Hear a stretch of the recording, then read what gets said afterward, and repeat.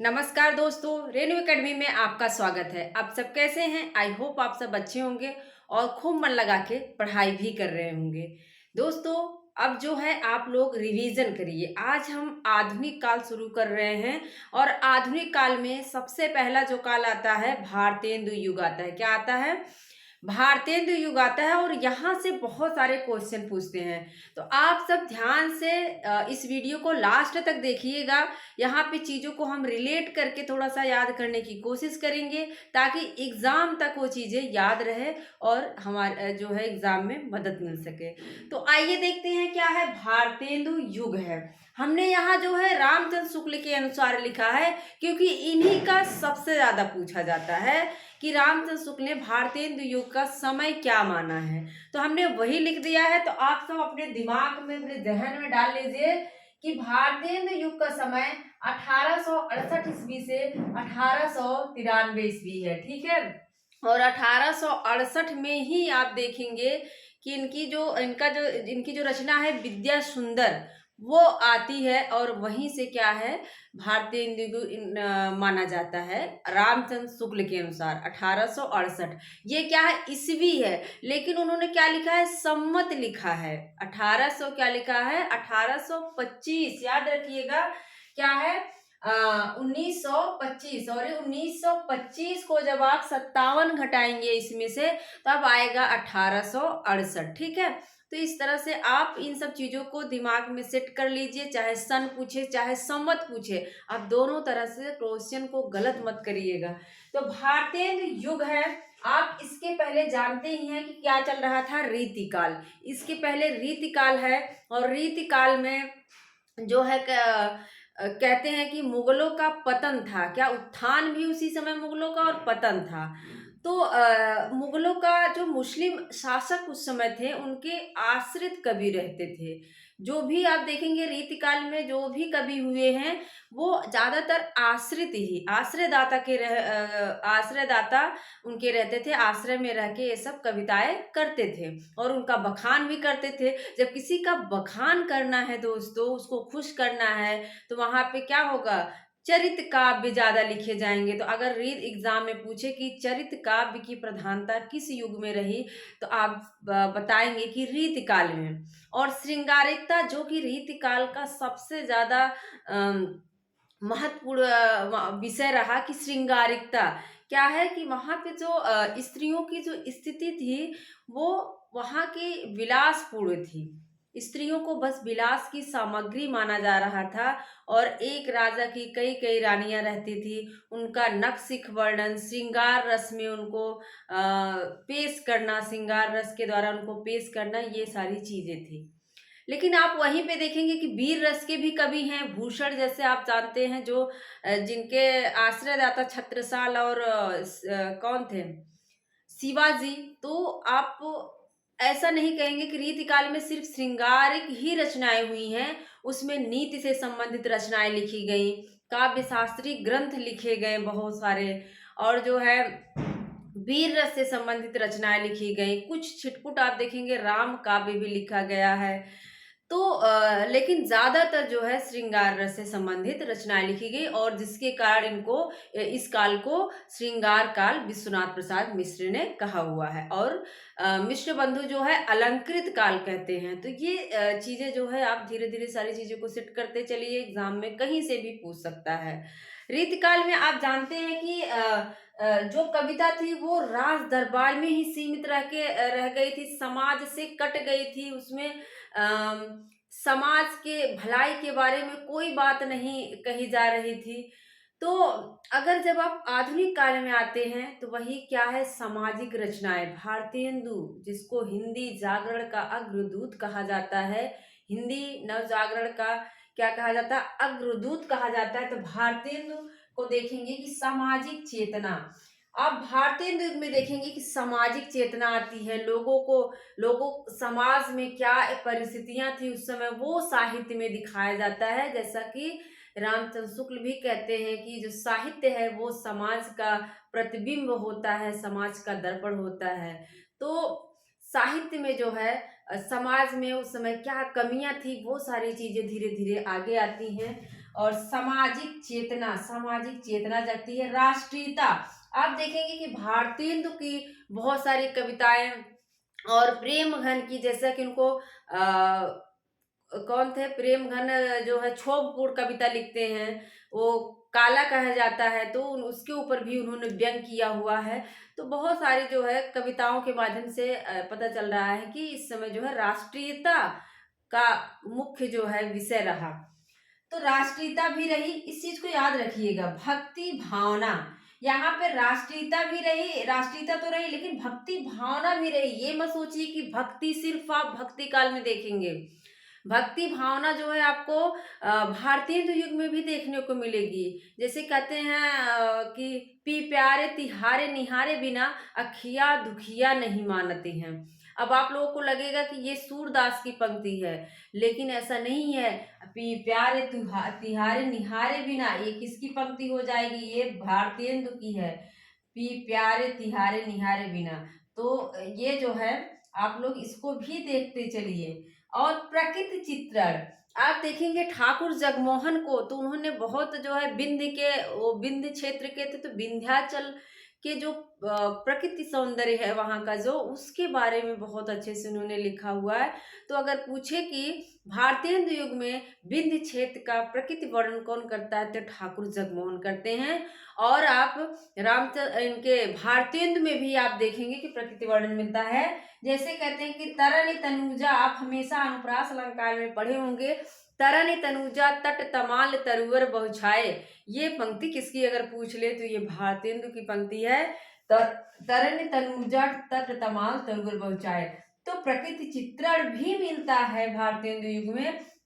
और हास्य व्यंग, और आप तो जानते ही हैं कि क्यों सखी सज्जन नहीं अंग्रेज, ऐसी करके बहुत सारे नए जमाने की मुकरियां इन्होंने लिखा है। मुकरियां अगर पूछता है तो आप अमीर खुसरो लगाएंगे, लेकिन नए जमाने की मुकरियां अगर पूछता है तब आप क्या लगाएंगे? भारतेंदु की। किसकी रचना है? भारतेंदु। मतलब मुकरियां का मतलब होता है कि कोई बात कही जाए और अंत में उस बात से मुकर जाना ही क्या है? मुकरियां हैं। तो नए जमाने की मुकरिया कौन लिखता है, जिसमें व्यंग के द्वारा व्यंग किया हुआ है, वो भारतेंदु। समस्या पूर्ति मोस्ट इंपॉर्टेंट रही है इस समय की विशेषताएं। भारतेंदु युग की सबसे बड़ी विशेषता क्या है? समस्या पूर्ति। इस समस्या पूर्ति है क्या? समस्या पूर्ति का मतलब कि कोई भी एक सम्मेलन ऐसे बैठते थे और उसमें एक लाइन दे दी जाती थी, और जो आसु कवि उसे कहा जाता है जो तुरंत तत्काल कविता बना दे, उसे ही क्या कहते हैं? आसु कवि कहते हैं, जिसको कहते हैं प्रेजेंट ऑफ माइंड, ऐसे कुछ कहा जाता है। तो उस समय क्या है, कोई एक लाइन पहले बाद की दे दी गई और उसके पहले पंक्तियों को जोड़कर उसको पूरा करना है, उसी को कहते हैं समस्या पूर्ति। तो समस्या पूर्ति जो है इस समय की सबसे बड़ी विशेषता रही, समस्या पूर्ति। तो इसको याद रखिएगा। और देखिए पूछता है कविता वर्धिनी सभा की स्थापना, जगह पूछता है कि कविता वर्धिनी सभा की स्थापना पूछा गया है, तो कहाँ पे? का से कविता, का से काशी, का से कविता, का से काशी है। ठीक है। रसिक समाज क्या करोगे? इसको कहाँ लगाओगे? रसिक, जो रसिक लोग होते हैं देखो, वो कान से, रसिक सुनते हो ना, रसिक, रसिक शब्द आप क्या स्वानंद कैसे आएगा? जब आप कान से सुनोगे, तो कानपुर। रसिक समाज कहाँ से हो जाएगा? कानपुर। लेकिन कवि समाज कहाँ होगा? कवि क्या करते हैं? कवि गढ़ते हैं ना, कवियों को कहा जाता है कि और कवि गढ़िया नंददास जड़िया कहा गया है ना। तो कवि क्या करते हैं? गढ़ते हैं। तो कवि समाज अगर पूछे तो कहाँ बताओगे? आजमगढ़, आजमगढ़। तो कवि समाज सुमेर सिंह वगैरह थे, तो इसको याद रखिएगा, सुमेर बाबा करके हैं। तो जो है ये आजमगढ़ से संबंधित थे, आजमगढ़। ठीक है। तो गढ़, गढ़ से हमने रिलेट कर लिया। कवि क्या करते हैं? गढ़ते हैं। और कभी गढ़िया नंददास जड़िया, तो कवि समाज कहाँ हो जाएगा? आजमगढ़। और रसिक, देखो रसिक, आप रस लेते हो ध्वनि के माध्यम से, कानों से सुन के, तो रसिक समाज कहाँ हो जाएगा? कानपुर। और कविता वर्धिनी सभा, सभाएं ज्यादातर देखो नागरी पिछाड़ी सभा है, तो वो कहाँ से? काशी से। काशी कविता, काशी काशी। इसको भी देखते रहिए। पुरानी धारा, पुरानी धारा देखो, पुरानी धारा रामचंद्र शुक्ल जो है 4 प्रकरण में बाँटते हैं भारतेंदु युग को। एक का नाम देते हैं पुरानी धारा। पुरानी धारा में क्या करते हो, पुरानी धारा का मतलब कि इसमें जो ब्रज भाषा से संबंधित कवि थे उनको रखते हैं। और कितने थे इसमें याद रखिएगा, ये पूछा जाता है। 25 कवियों को उन्होंने स्थान दिया है। जो पुरानी धारा प्रकरण 1 में इन्होंने रखा, उसमें कितने 25 कवियों को इन्होंने स्थान दिया। और समय इसका देख लीजिए 1900 से 1925। अगर एग्जाम में दे दे कि 1900 से 1925 का ये समय किसका है सम्मत है ये, तो आप निश्चित रूप से जो है भारतेंदु युग लगाएंगे। तो याद रखिएगा, ये भारतेंदु युग नहीं बल्कि ये सम्मत में दिया हुआ है और पुरानी धारा लिखा है, तो ये क्या हो जाएगा, पुरानी धारा के कवि हो जाएंगे। और अब दूसरे प्रकरण में क्या करते हैं, ये नई धारा प्रथम उत्थान नाम से करते हैं, नाम देते हैं। और समय क्या रखते हैं, 1925 से 1950। मतलब यही क्या है, भारतेंदु युग है। ये क्या है, भारतेंदु युग है। और इसका अगर हम सन में कन्वर्ट करें तो 1868 से 1800 क्या हो जाएगा, 93। 93 में ही याद रख लो कि नागरी पिछाड़ी सभा की स्थापना होती है। पहले सभा की स्थापना होती है, 3 साल बाद ही क्या होता है, पत्रिका निकलती है। 1896 में पूछा जाता है और हम कंफ्यूज होते हैं, कभी सभा का पत्रिका में लगा देते हैं और कभी पत्रिका का सभा में। तो याद रखिएगा कि अगर 1893 दे रहा है तो आप क्या करोगे, पहले सभा होगी किसी चीज की, फिर पत्रिका निकलेगी। 1896 में पत्रिका निकलती है नागरी प्रचारी पत्रिका। ठीक है, ये सारी चीजें याद रखते चलिए। फिर द्वितीय उत्थान आता है, प्रकरण 3 में है। प्रकरण 3 है लेकिन उत्थान क्या है, द्वितीय है। 1950 से 1975 समय है। और प्रकरण 4 जो है, यहाँ भी जान लीजिए आप, 1893 से आएगा। क्या है, 1893 से 1918। क्या है, ये क्या है, 1918। मतलब ये क्या है, द्विवेदी युग है। क्या है, द्वितीय जो उत्थान है वो द्विवेदी, दा से द्विवेदी और दा से ही द्वितीय उत्थान। तो याद रखिएगा, द्वितीय में भी दा और आधा वा आ रहा है और यहाँ भी जो है दा और आधा वा आ रहा है, तो रिलेट कर लीजिए।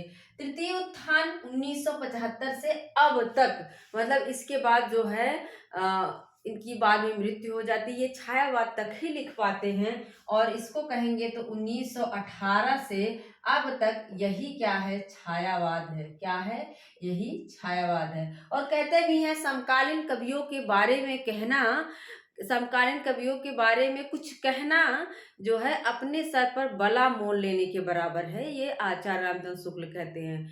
तो समकालीन लोगों के बारे में इन्होंने ज्यादा कुछ नहीं लिखा है, छायावाद तक इन्होंने लिखा हुआ है। तो याद रखिएगा, 1868 से 93, 93 से लेके 18 तक, और 18 से लेके फिर अब तक, ये सारी चीजें हैं, ये इसकी विशेषताएं हैं। और अब थोड़ा सा हम भारतेंदु के बारे में देख लेते हैं। इनका समय क्या रहा है, 1850 ईस्वी से 1885। ये सिर्फ मात्र 35 साल ही जीवित रहते हैं, इस चीज को याद रखिएगा।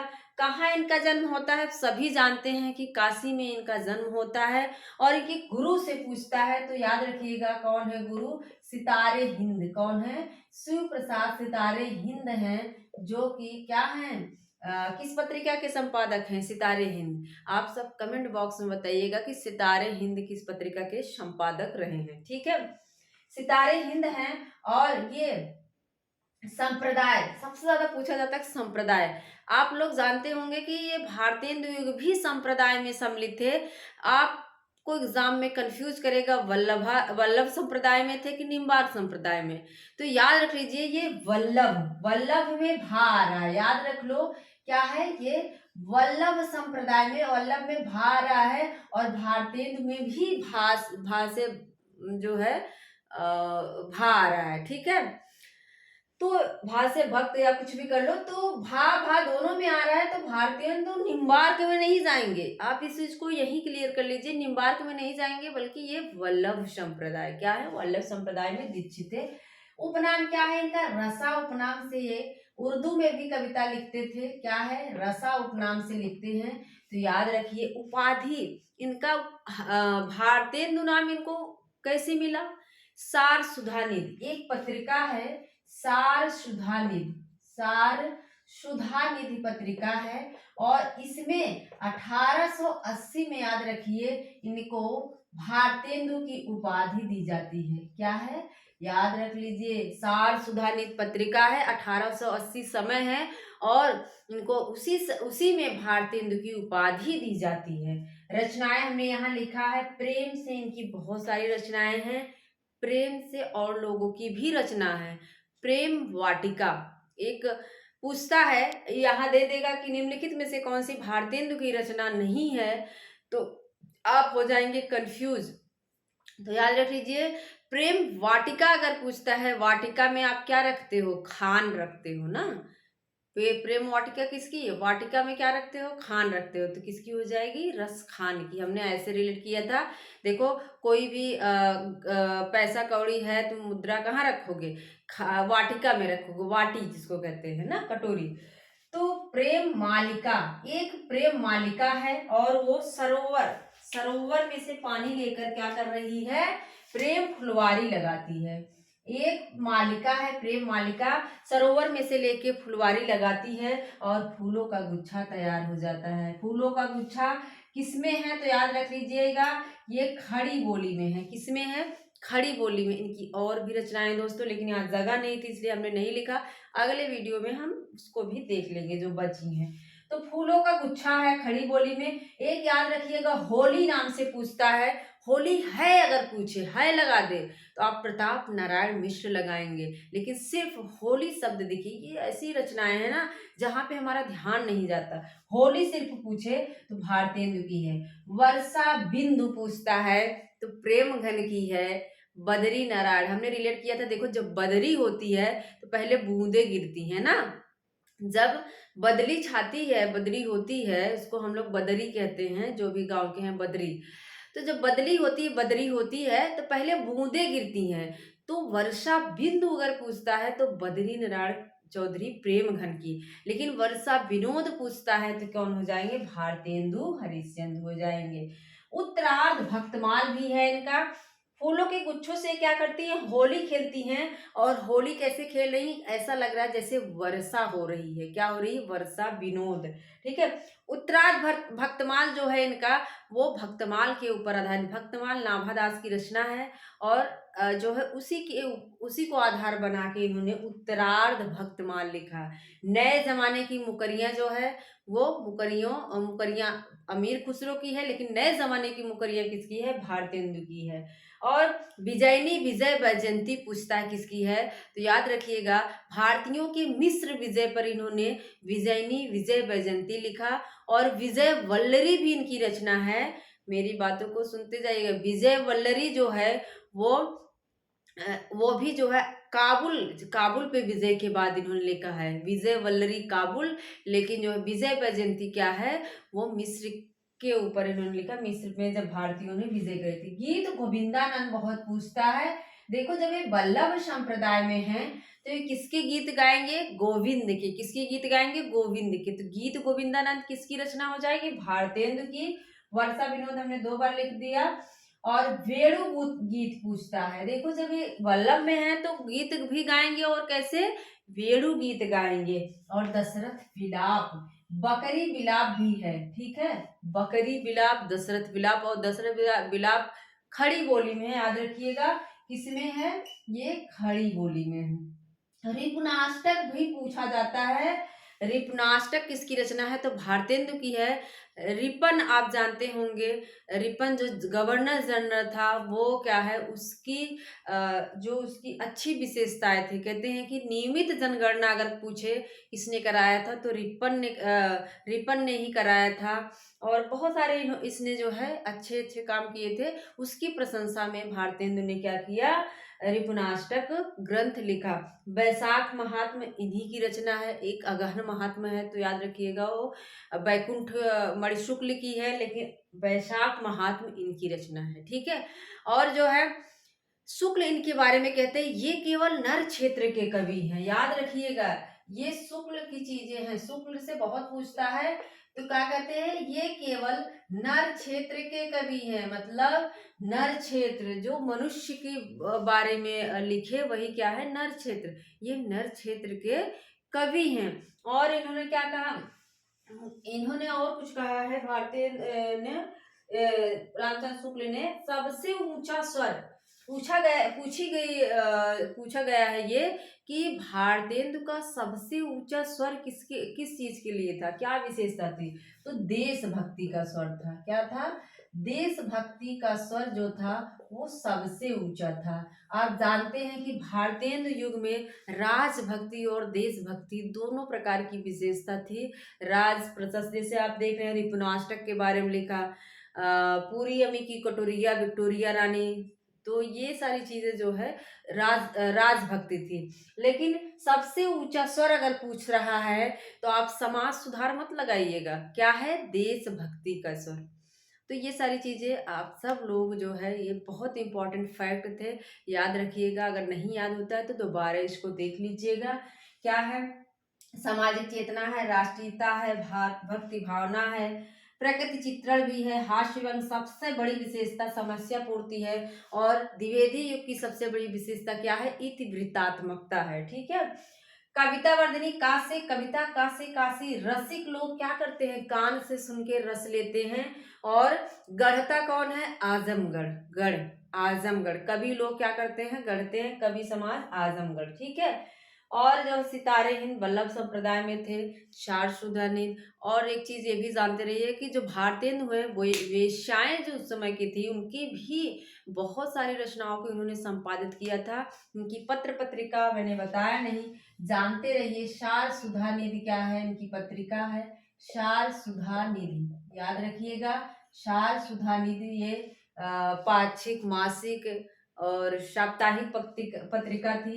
इसके बाद हरिश्चंद्र चंद्रिका है, क्या है, हरिश्चंद्र चंद्रिका इनकी रचना है। और स्त्री के ऊपर बाला बोधनी, मतलब इसमें स्त्रियों की समस्या पर, जो स्त्रियों को उपेक्षित माना जा रहा था उसके बारे में बताया गया है। तो बाला बोधनी जो पत्रिका थी उसमें स्त्रियों की समस्या के बारे में प्रकाशित होती थी चीजें। ठीक है, तो ऐसी वीडियो आपको देते रहेंगे और सारा देखना, ऐसे हम धीरे धीरे रिवीजन कर लेंगे। भारतेंदु युग, फिर द्विवेदी युग, छायावाद, जो महत्वपूर्ण चीजें हैं उसको हम याद कर लेंगे। तो मेरा पूरा वीडियो देखने के लिए बहुत बहुत धन्यवाद। मिलते हैं अगले वीडियो में। Thank you.